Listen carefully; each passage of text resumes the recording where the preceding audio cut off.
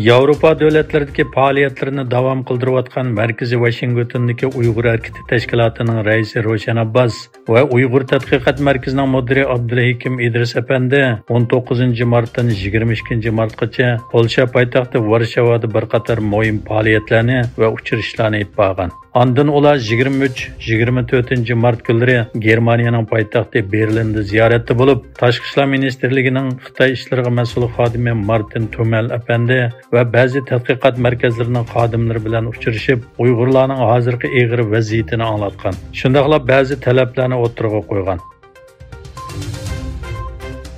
Sharq Turkiston masalasini va Uyg'ur irqiy qirg'inchiligini butkul islom dunyosida tonishtirish va musulmon jamoatlar bilan aloqasini kuchaytirish xizmatlarini davomlashtirib kelayotgan Sharq Turkiston tashkilotlar birligining vakillari o'maki Sharqi Malayziyada ziyoratda bo'layotgan bo'lib, bu o'mak Kelantan o'lkasidagi yuqori darajalik amaldorlar va muhim jamoatlar bilan bir yerda jam bo'lib, Sharq Turkiston masalasini tushuntirgan.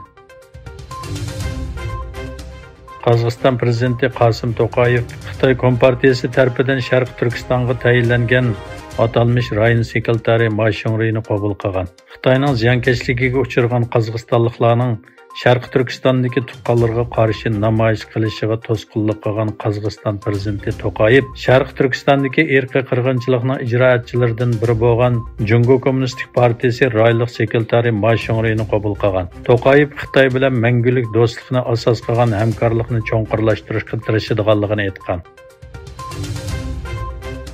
Amerika Avam palatasi 27 mart ovozga qo'yish orqali Xitoyga munosabatlik ikki qonun loyihasini ma'qullagan. Buning ichida Xitoyning taraqqiy qilayotgan davlat salohiyatini elib tashlash qonun loyihasi nolga qarshi 415 ovozning qo'llashi bilan ma'qullangan. Rossiyaning muavin bosh ministri Aleksandr Novak o'tgan yili Hindistonga neft toshish miqdorining 22 hassa oshganligini aytdi.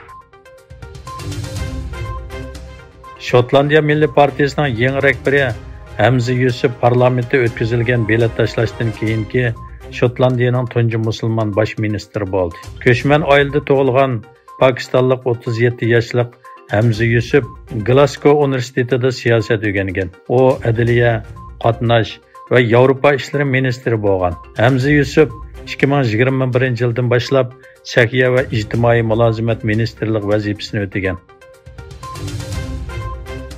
O'zbekiston bu yil iqtisodga 11 milliard dollar chet el mablag'ini jalb qilishni planlagan. O'zbekiston Prezident axborot ishxonasining bayonotiga qaraganda, Prezident Shavkat Mirziyoyevning qatnashishi bilan mablag' selish, eksport va xalqaro hamkorlik to'g'risida yig'in ochilgan.